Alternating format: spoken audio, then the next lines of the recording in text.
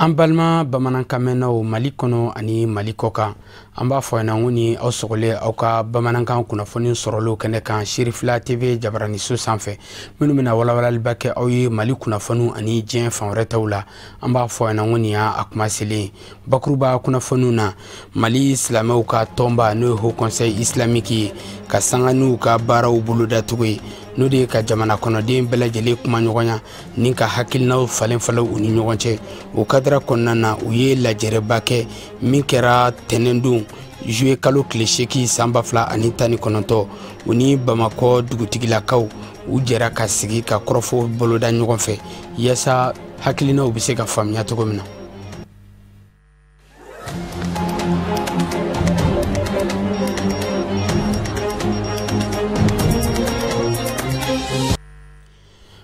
An ka foli ani wale dumanɲɔgɔn bɛ ka ɲɛsin aw ma ni kuma in b'a sɔrɔ aw minnu sigilen bɛ aw ka jabaraniw kɔrɔ bakuruba kunnafoniw bɔlen kɔfɛ an b'a ladɔnniya k'a fɔ ko an ka minisiri ɲɛma n'o ye Dr Bubu Sise ye a ye taama kɛ ka taa Mopti mara kɔnɔna na walasa ka taa Mali golomasiri tabaw ka taa u kuma ɲɔgɔnya ni ka tila ka taa jamana ɲɛmɔgɔ ka foli lase u bɛɛ lajɛlen ma taama in kɛra waati kɛrɛnkɛrɛn ye minisiri ɲɛma bolo a ka se ka kɔrɔfɔw caman sarada ani finitigilakaw ni ɲɔgɔn cɛ min kɛra Douanzan ani Mopti marabolo caman kɔnɔna na an ka ɲininikɛla Amadu Jara ale ka sɔrɔlen don nka a bila kale kafinɛ bacili fɛ.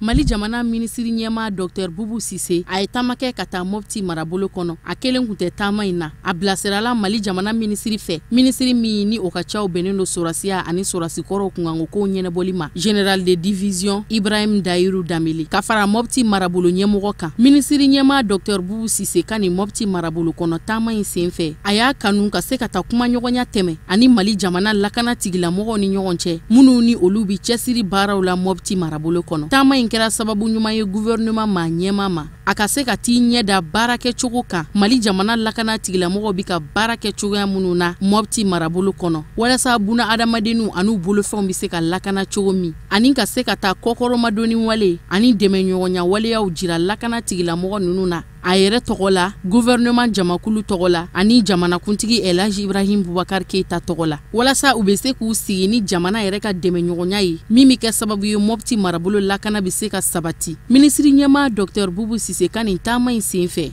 an ka jamanakuntigi Elaji Ibrahim Boubacar Keita ka ciden kundu ka se ka taa waleɲumandɔn foli lase an lakanaba ninnu ma Mopti kɔnɔ minnu ka cɛsiri baaraw tɛ fitinin ye minisiri ɲɛma ka munumunu salo senfɛ Mopti marabolo kɔnɔ humbori taama tɛmɛnen kɔfɛ ka bɛn ni karidon wulatilejan ye minisiri ɲɛma n'a ka jamakulu y'u kunda Douanzan kan Douanzan de kɛra Dr Bubu Sise ani a nɔfɛ taamadenw ka Mopti marabolo kɔnɔ munumunu salow kuncɛyɔrɔ ye taama min senfɛ a nɔfɛ taamadenw na Mali jamana minisiri min ni o ka caw bɛnnen do ɲɔgɔn kuma ɲɔgɔnyali ma baarako ani jamana foroba baara kunkankow ɲɛnɛbɔli kama ni ale yɛrɛ ye Mopti marabolo ka den ye ale fana yera taamadenw na minisiri ɲɛma n'a ka jamakulu selen Douanzan u kunbɛra k'u bisimila bonya ni karama kɔnɔ ani nisɔndiya dugudenw fɛ Mopti marabolo ɲɛma ka dantigɛliw la a ye bisimilalikanw kɛ ka ɲɛsin minisiri ɲɛma n'a ka jamakulu ma ani ka waleɲumandɔn foli bila jamana ma ɲɛmaw la ka da u ka nin kalo laban cɛsiri ani u ka wulikajɔ baaraw kan lakanako binakun kan ka se ka ninkura fiyɛ sɔrasiya la walasa laɲini minnu makɔnɔnen do Douanzan dugu ni a laminiw bɛɛ lajɛlen na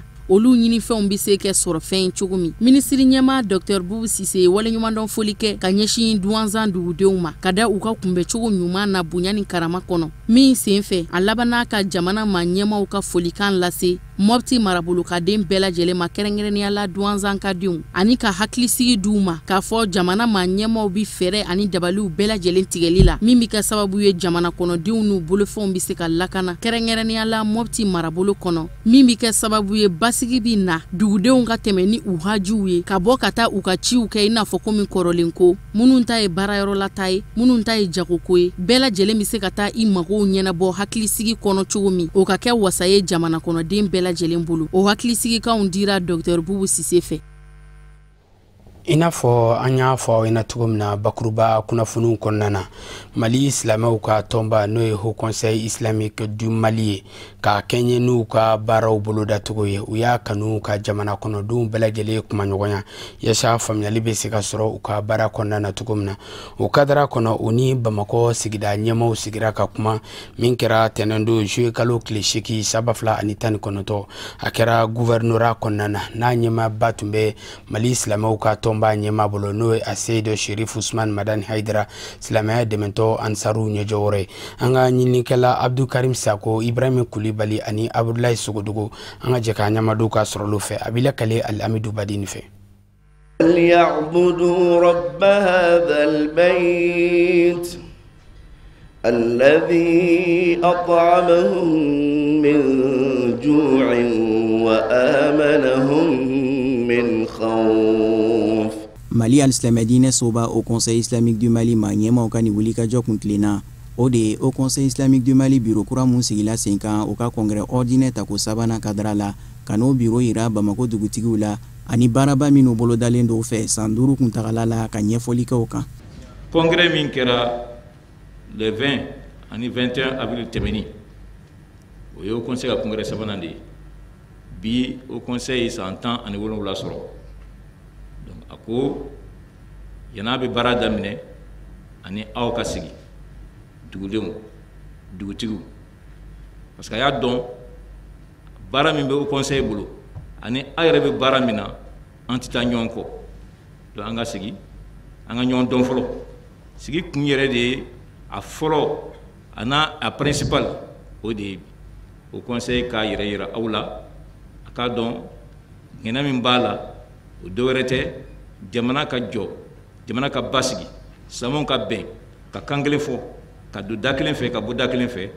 o fana b'a aw dugutigiw n'a b'o baara min na o b'o nɔgɔya aw fana bolo. Haut Conseil fana ye baara dɔ sigi sen kan a ye appel lancé ka taa ayiwa Kayi la ka taa bila fɔ Kidali maa fɛn fɛn b'a kɔnɔ jamanaden na bɛɛ lajɛlen k'i seko kɛ ka kɛti sigi sen kan ka nafolo fara sen kan déplacé minnu bɛ yen nɔ muso cɛntan minnu bɛ yen nɔ yetimaden minnu bɛ yen nɔ ka se ka wari fara ɲɔgɔn kan Mali ka laadala la n'a ka dunanjɛtigiya n'a ka ɲɔgɔn bonya na ko wari fara ɲɔgɔn kan ka sumanw san ka finiw san ka sangew san ka sosofagalanw san fɛn fɛn ni adamaden bɛ besoin a la an jamana kelen ɲɔgɔnw k'a kɛ ko olu tulo ma gɛn ka d'a kan mun na n'an m'o kɛ hɛrɛ tɛ an na o tuma dugutigiw k'a dɔn o baara in bɛ sen na commission nationale spéciale fana sigilen bɛ o kama ni masa Taala sɔnn'a ma o ko in o kuncɛ kɔnɔna na commission nationale wɛrɛ sigilen bɛ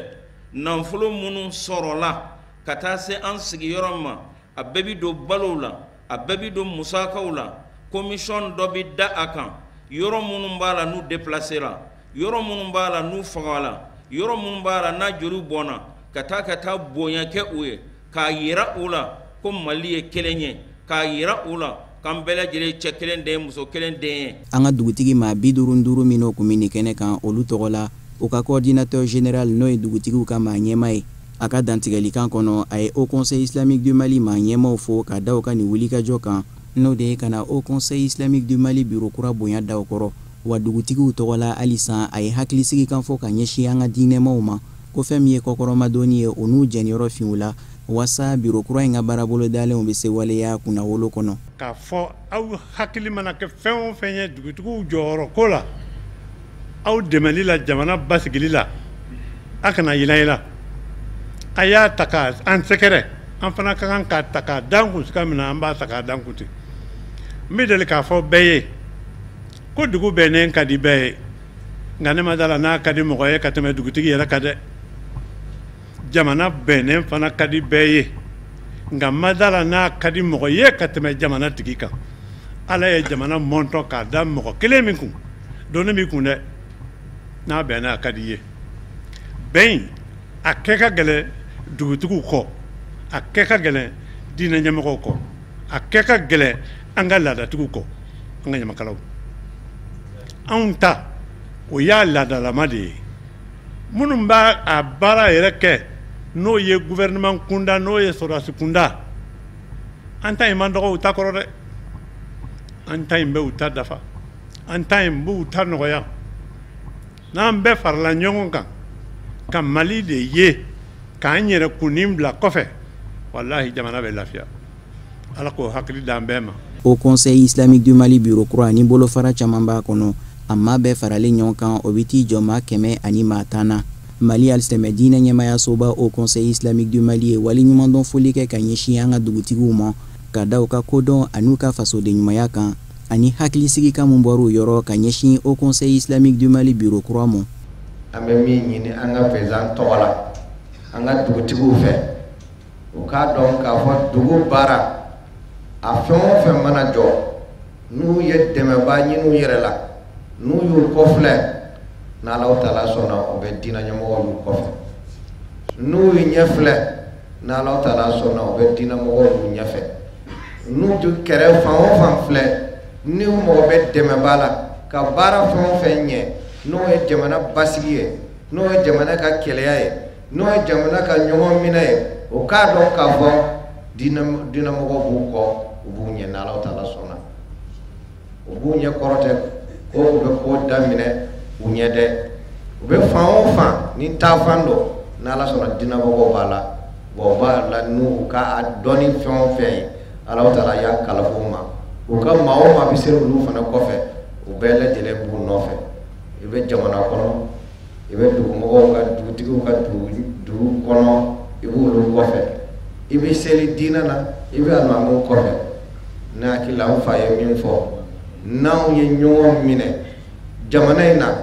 problème be jamana ina na Allah Ta'ala sona bela jelembe ba Mali al-Stemedina soba au Conseil islamique manyema al-Islamaya demeton ansaru nyejoro enfana karamogo a Said Cherif Ousmane Madani Aidara ka dantigelika kono aye o wali nyumandon foli kelenke kanyeshin Bamako dugutigu mo kada ka demela sanga aniwati kanyeshin au Conseil islamique du Mali bureau kuramo duauta ode kera kani bara kunche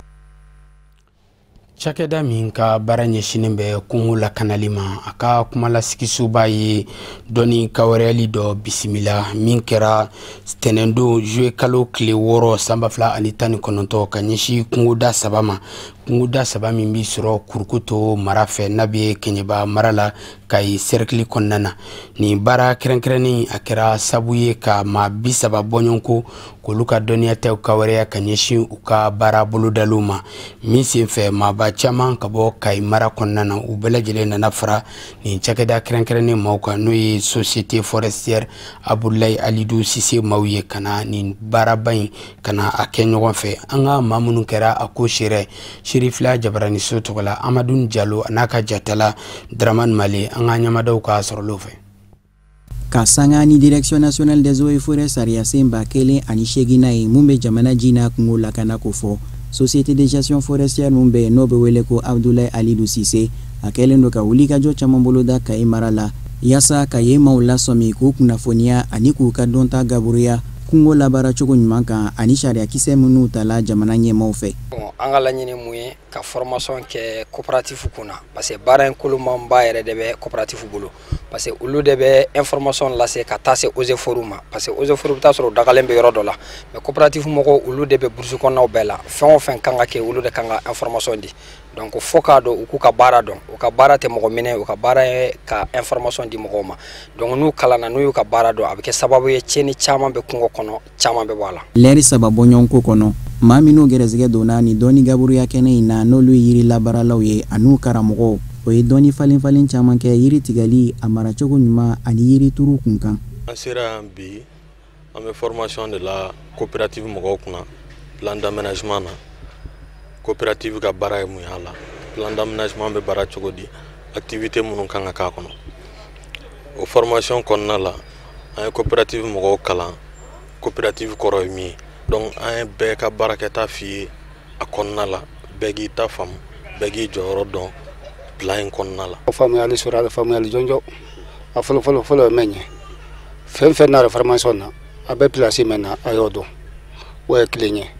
a filanan baara tagabolo ka bɔ sɛri na ka se ɲinan ma a ɲɛsi a ma faamuya tagabolo la an kɔni ye faamuyali siyaman sɔrɔ a la a kan ka taga yɔrɔ mɛn baara ka kan tagabolo mɛn kan yiri hakɛ mɛn kan ka tɛgɛ masifu yoro ni yoro masifu 1 2 3 ka ta yoro men ka ta kasi yoro men kilometre haka men ba kono bon encore be famu société men ga lebe donc on faut le rambale be mbulu ka dialma donc on ka jamana boko fe ay be dugu iriwa commune iriwa ay mali iriwa anyana fa bale sur société na société forestière koni Kurukoto commune mairie nale tumeni kene kan ayida do mairie jayoro la ni bara nunu kadara kono ni katlantun ka wale nyumandon ani boyama segifoli ke kanyeshinji ani kungo chakela o mano e service technique ani ni doni gaburia kene bolo daba no e chakeda e mumuwele ko société de gestion forestière Abdoulaye Alidou Cissé ko formation ni ay nafa badeke donc société de gestion forestière ere barchama kanga commune kono c'est location ne bolo ko ufo ku wale nyumado donc ni formation bena anga coopérative mogo permettre o ka don massifu nunu yere sigilen do yoro joni yoro jon ou limitation géographique ou ko don abena o permettre o ka don olu munu ye coopérative ye dura jombo olu numéro te dura jombo uni société de gestion forestière yere te dura jombo uni oje foro uni nyokonte plan d'aménagement ni akara hera de angwa commune société de gestion forestière Abdoulaye Alidou Cissé no e chakeda e mumiri la kanani na la barachogo nyumanko fo nale de ni kene boloda ayani ni maufe minu gerezege dona ni kala ina o kachama farache sirika ka nyunu fe kokura saria se minu tara jamana fa maufe no beji ani kungo la kanani ko fo oku labato encore be min ni fe befe bela jelen ka nyisi ka jija halna kera yiri den kele ko turu sanwosa parce que ni ala ja anga jamana bebe ka fo ka be ka ke sahara babe ka ke sahara an sigilendo antika baraka sahara ya bena de donc ni ambe wulla sanwosa anga se ka yiri den kelen turu abe chamam bo sahara ko la keren yala surtout am mo minun ka bolo nyesilembe yirima onde kanga wulka joke ni an kunko de parce que ande be nafam bo ala wa ande kanga a janto ala kosobe kaula donia ka fo ko ni doni gaburia kene muna bolo dala société de gestion forestière Abdoulaye Alidou Cissé fait a barok métallique muna ode ka nyefoli jonjonke Kurukoto commune yiru kunkan ani société de gestion forestière Abdoulaye Alidou Cissé ka barake chogo anaka lanyini ko nyefo jamae fokata bla kenyere jekulu joyoro la jamana jina kungo la kanana jautali Kurukoto pépinière kono ode kera kan doni gaburia kene baro kunche ni ladaye sanwosa iji na watu manase mali jamana kelembe ka soba misigi yasa iji ko jalaw bele jele bisiga tige tukumna namba wele ko maison di age uba kanunka iji do ka doneta ukawareya ninka klaka blesralu ani ladili kan chama ta ko nyeshu uma ukadara konnana uyo bara kelembolola nyina sangono kanyashi iji doma wala sa okasheka family basro nyina iji tabuluka anga nyinni kala do wulla kase iji kewro inkene kan kata mado da sumusumu kafne bachili ani babaketa anga je kanyama do ka sorolove alhamdulillah nye bla bara mala tano ni la dai maison de haji bolo sanwo so yani hiji ka ke abe san chamambo ame formation fla boloda ama fo formation do mako formation hebdomadaire o be ke 3 semaines nyono kono samedi sibiri ani araba abe damine 9h kata daba 13h o formation hebdomadaire au coffre formation générale be damine ni tagali sunyana do kun kelen ka tunyo dongo don de 9h à 13h près de 100 bisaba ka konyina nyemo do tumita hiji la o mo ye chukum no be hiji ke chukum no ba kete no mais abe santambo we santanu ko hiji dembe katan aka kata bara fefe ke maka ba beke ya aba ke chuko flala akala me faye fla ka don abe bo fana to ka wale aka ke chukum na ali kaba be munu chukum na abe damne chukum na na be laban chukum de kan ka wale amun ke abe bo ani karamo bo barake nan bora safani marwa bulu be ke chukum na iganga duga mun kala abo bolu ke aba duga ke o ko fe sitana be bon chukum na sitana folo jumbe be bon flana jumbe be bon sabana jumbe be bon duga mun be kala be ke chukum na be aya kala classique ko chukum na be tla ta wale ya o chuko de la bon vraiment nyina mbala tan ko so heji de o yo chestra la ko so mi mana ke chuko ba so heji de no ma chance soro kanike ani do ko fla wala do ko so ban ken barala maintenant tenen nata no be kalo tele sekima amena o damne amena do ko ngile ndamno la o be namne tenen do fo kata da sibiru don o yaay mo munu ma chance soro kananina wala munu tumala mo yoro mi famu sekima ko be kan tele wolon fla tele woro kono don amanyi ni heji de munu be jamana kono no ku jita kana o kana be wala sa o ka heji o ka se ka kalanke ka ko nye wala sa heji ka ke heji minele alhamdulillah ni hijidenw ni ɲɔgɔn cɛ ni wagati la alhamdulillah taabolo ka ɲi kosɛbɛ parce que hijidenw i b'a dɔn k'a fɔ k'u sɛbɛ b'a ma kosɛbɛ parce que hijiden caman bɛ minnu bɛ na séance fila bɛ suit par semaine u bɛna mercredi ta la cogo min na u bɛna samedi ta la parce que kuma dɔ la karamɔgɔ dɔw bɛna mercredi olu bɛ explication min di ani min bɛna samedi i bɛ taa sɔrɔ u tɛ kelen ye i b'a bɛɛ lajɛlen information sɔrɔ ka fara i boloda la baara kɔni tagabolo ka ɲi kosɛbɛ kosɛbɛ an bɛ niveau min na i komi sisan sɔɔni sisan semaine prochaine na formation ni o bɛna jɔ n'o ye mercredi ni samedi ta ye o la semaine wɛrɛ min bɛ da o kan o bɛna kɛ formation générale yɛrɛ du lundi jusqu'au vendredi o bɛna kɛ formation clôture ye alhamdulillah a bɛna datugu ni o ye an b'a ɲini hijidenw fɛ minnu inscriren don ɲina n bɛ gouvernement na n bɛ privé la o bɛɛ lajɛlen de bɛ se ka na formation ni suit i kana nafa b'a la kosɛbɛ kosɛbɛ ka d'a kan tuma dɔ la i bɛ taa baara min kɛ yen nɔ o ɲɛli a n'o réussite o bɛ dépend i ka yan formation de la. Formation taabolo ka ɲi sabula minnu bɛ ka information di u b'a bɛɛ étape bɛɛ ɲɛfɔ an ɲɛna Madinɛ sigi la fɛn min ni fɛn minnu kan ka kɛ n'an bɔra Madinɛ an kan ka namu ta cogo minnu na ani n'an sera Makan fɛn min ni fɛn minnu bɛ yen nɔ mɔgɔw kan k'u comporter cogo minnu na u b'a bɛɛ ɲɛfɔ ani formateur minnu bɛ yan nɔ u b'a yira an na Safa ni Marwa kan ka boli cogo min na Kaba fɛnɛ kan ka tour kan ka kɛ cogo min na kalan minnu bɛ kɛ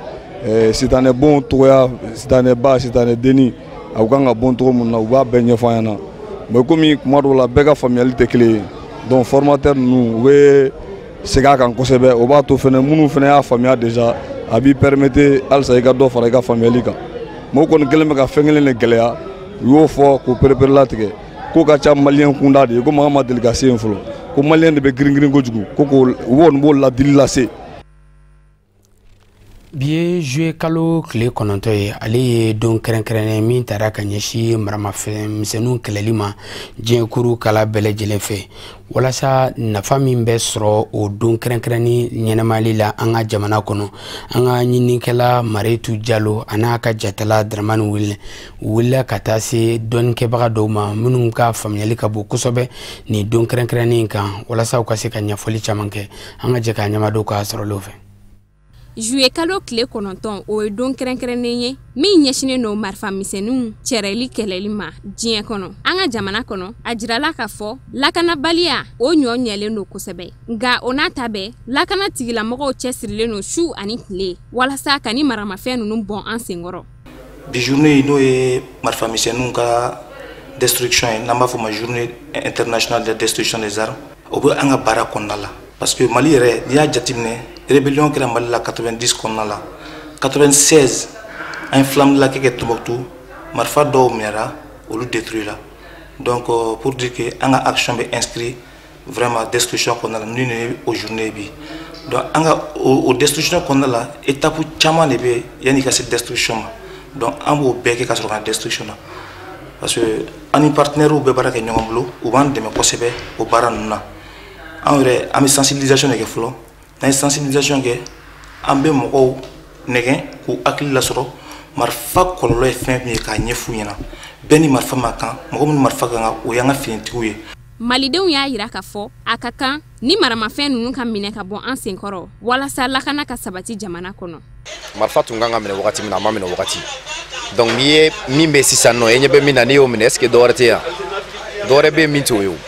donc an bɛ jɛ ka dugawu de kɛ dɔrɔn ka fɛn fɛn bɛ nin ban o ye sigi ka kuma de ne kɔni ka denmisɛnnin hakili la o ye jamanajɔ n'i y'a mɛn jamanajɔ nin dɔ don depuis lawale an bɛ min dɔn maramafɛn k'a y'i bolo n'i minɛla i kan ka kɛ min ye bɛɛ b'o dɔn bandi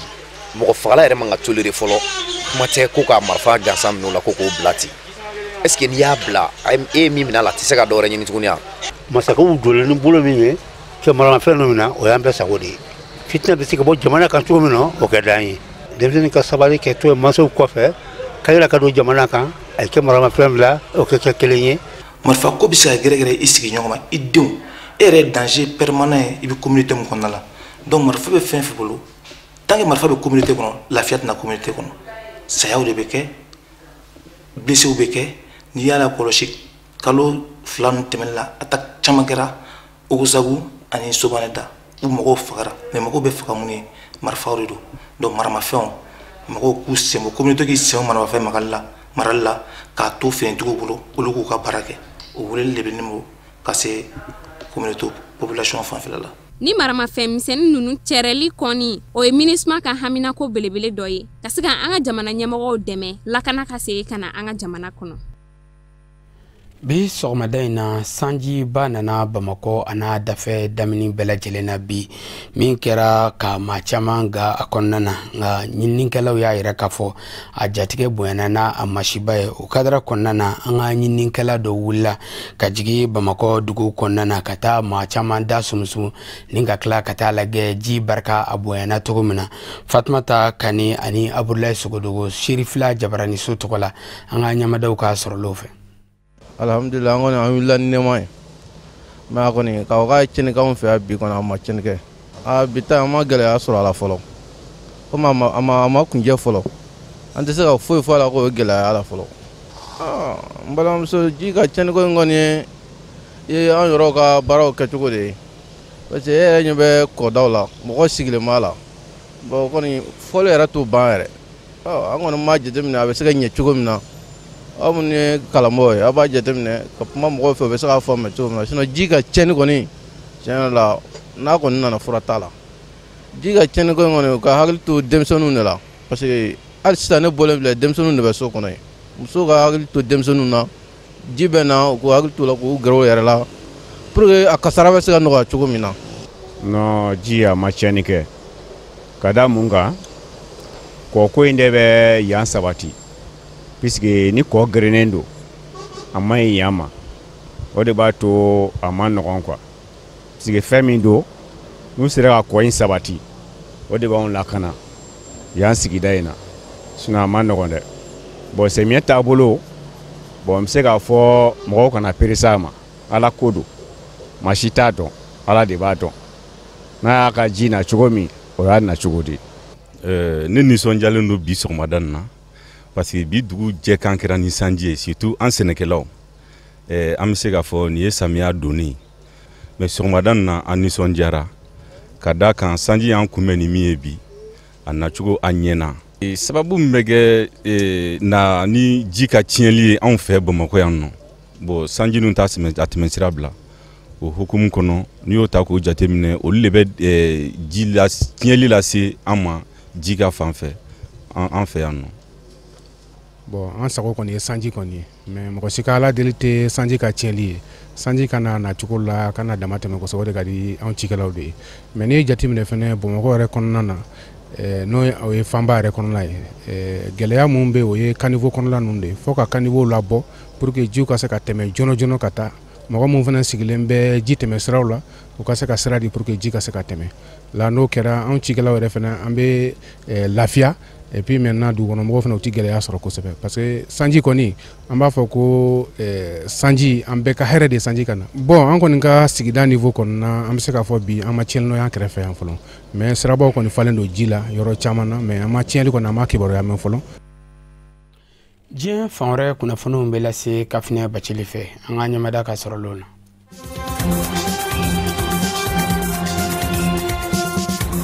Mali jamana kɔnɔden Mohamed Al Hassan welela bɔgɔ jeninen kan diɲɛ selegelani kiritigɛ soba Cour pénale internationale CPI fɛ Pays-Bas kɔnɔ walasa a ka se k'i dantigɛ ka bɛn ni dɛnɛndon juillet kalo tile 8 sigana minnu ni olu taara ka ɲɛsin a ma min bɛ kɛ sababu ye olu bɛ se ka sɛbɛntiya an ma ladɔnniya k'a fɔ Mohamed Al Hassan ye mɔgɔ ye san 2000 ani san 12 ka taa se san 2000 ani san 13 ma Mali jamana kɔnɔ n'o bɛnna ni jamana ka basigi tiɲɛni kɛrɛnkɛrɛnnenya la Tɔnbɔkutu marabolo kɔnɔ Bamagancimɔgɔ minnu kun kɛlen don ni ka silamɛya diinɛ birifini ta k'a da u yɛrɛw kan walasa ka se k'u ka nigɛlɛyaw ni karɔgɛlɛya waleyaw kɛ ka alisilamɛya birifini ta k'a da u yɛrɛw kan k'u bɛ kiri tigɛ u yɛrɛw ye diinɛ tɔgɔ la Mohamed Al Hassan ale de kun ye o commissaire de police islamique ye Tɔnbɔkutu marabolo kɔnɔ o waati la karɔgɛlɛya bingani wale ani nimɔn caman waleyara u fɛ o de kama a welela bɔgɔ jeninen kan diɲɛ selegenani kiritigɛ soba Cour pénale internationale CPI fɛ ka bɛn ni dɛnɛndon ye walasa a bɛ se ka lamɛn lamɛn ni gwɛlɛya minnu kɛra a fɛ o bɛ se ka sɛbɛntiya a yɛrɛ da cogo min ani buna adamadenya buruja waleya minnu ni olu lawaleyara san 2012 ka taa bila san 2013 la kuma min na ni basigi kun tiɲɛnen don Mali jamana kɔnɔ ala ni maa ŋaniya jugutigiw ani banbagancimɔgɔw ka waleya cɛjuguw fɛ Mohamed Al-Hassan ka dantigɛli in kɛra diɲɛ selege naani kiiritigɛsoba Cour pénale internationale CPI ɲɛmayaso de ɲɛkɔrɔ CPI maa ɲɛmamuso ni o y'a procureur ye Fatou Bensouda ale ka dantigɛliw a y'a jira k'a fɔ ko Mohamed Al-Hassan ye banbagancimɔgɔ ye min ni a jɔyɔrɔ kɛra belebele basigi tiɲɛni na ani adamadenya buruja waleyaw Mali jamana kɔnɔ san 2012 ka taa bila san 2013 la maa do n'i ko i bɛ ɲɛɲinini kɛ o san kofɔlen basigi tiɲɛni na Mali jamana kunkanko kow la ɲinɛ tɛ se ka kɛ ale kɔ bada bawo buna adamadenya buruja waleya sɛkasi don dɔ kun do san 2012 ka taa bila san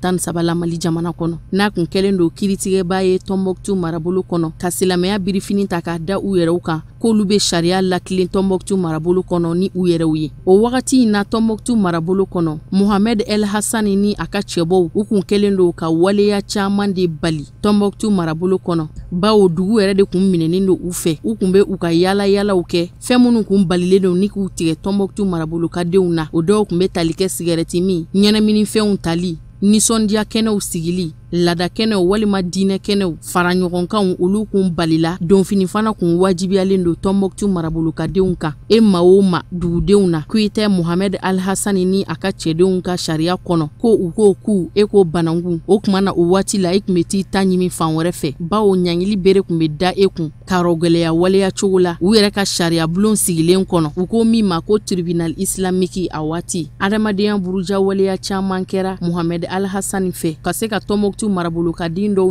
ɲangi cogo cɛjugu la walima k'u bɔnɛ u niw na jamakuluw ɲɛkɔrɔ sugu kɔnɔnaw na ani u yɛrɛ ka kiribulon sigilen kɔnɔ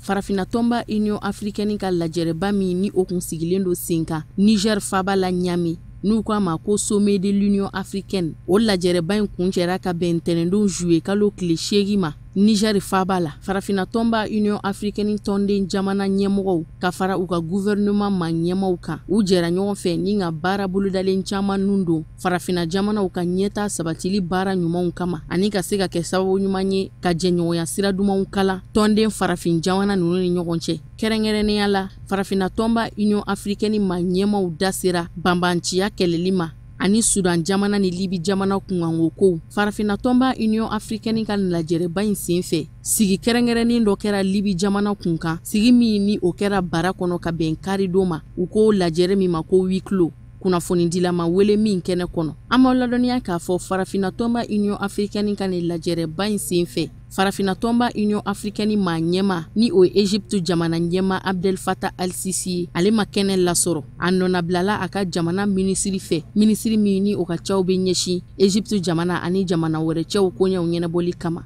mɔgɔ bɛ se k'a fɔ Egypte jamana ɲɛma Abdel Fattah al-Sisi ale min ni Union africaine maa ɲɛma don ale ka nabaliya lajɛrɛ in kɛnɛ kɔnɔ a jɔra bɛɛ lajɛlen de hakili fɛ Musa Faki Mahamat ni ale ye Farafina tɔnba Union africaine commission ɲɛmɔgɔ ye ale ka dantigɛliw kɔnɔ a da sera Abdel Fattah al-Sisi ka nabaliya ma kɛnɛ in kɔnɔ min senfɛ a y'a jira k'a fɔ ko Egypte jamana jɛɲɔgɔnba ye Maréchal Khalifa Haftar ye Libi jamana mankan na k'o de kɛra sababu ye ni Farafina tɔnba Union africaine maa ɲɛma ma sɔn ka ye lajɛrɛ in kɛnɛ kɔnɔ walasa k'i da don Libi jamana kunkanko ko la a yirala k'a fɔ ko Egypte jamana b'a fɛ ni k'i yɛrɛ minɛ ka bɔ o babu kunkankokow ma a bɛra ta n'a ma ɲɛ k'a fɔ Farafina jamana dɔ de ye Libi ye ni Farafina tɔnba Union africaine sigira sen kan Farafina jamanaw de kama walasa bɛɛ lajɛlen kungo ka se ka kɛ kelen ye fara ɲɔgɔn kan bɛ se ka kɛ ka se ka fura ɲini gɛlɛyaw la o kama ko Farafina tɔnba Union africaine mankan ka to kɔ Libi jamana gɛlɛya la ni a ma seko ni a dɔnko bɛɛ lajɛlen kɛ bawo Libi jamana ka gɛlɛya o bɛna fɔ komi Farafina ka gɛlɛya o de kama Musa Faki Mahamat y'a jira k'a fɔ ko a ka kan cogo sugu bɛɛ lajɛlen na Union africaine ka kan ka fɛɛrɛ ani dabaliw sigi sen kan walasa ka fura ɲini Libi jamana gɛlɛya la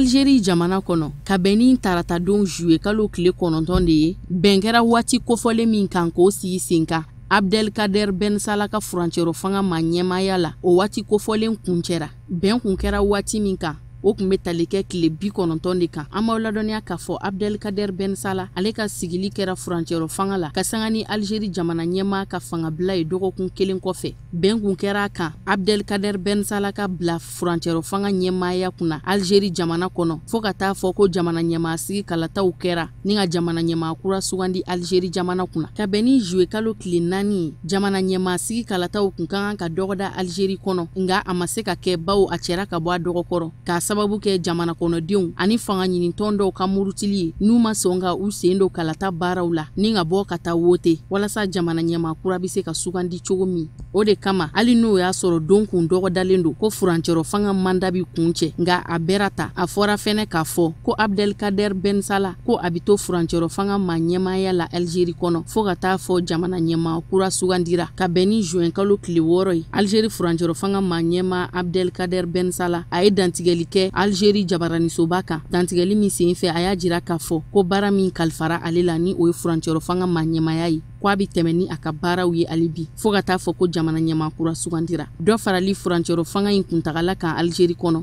hali n'o y'a sɔrɔ gafew kɔnɔ bɛn kuma kɛ a kan nga a laɲini fanba ye fɛn min ye o ye ka se ka lakana de sabati Algérie jamana kɔnɔ sani fura ka sɔrɔ gɛlɛyaw la ni ka jamana ɲɛmaa sigi kalataw boloda.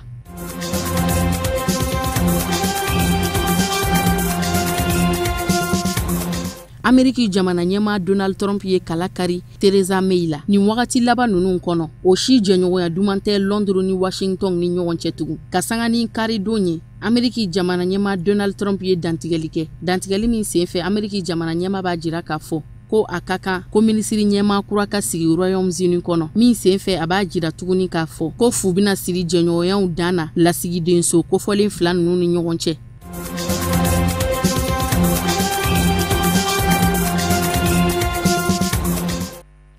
O de fana bɛ dansire bi bamanankan kunnafoni sɔrɔlo na mina bɛnna kunnafoni diso ɲamaya so fɛ kalasaw ma ka sangani ni kuma ye aw ni ce aw ka ɲamadali fɛ laseli wɛrɛ aw ni Fatumata Yaya Kaneme ɲɔgɔn sɔrɔ aw k'an bɛn diɲɛ waati wɛrɛ.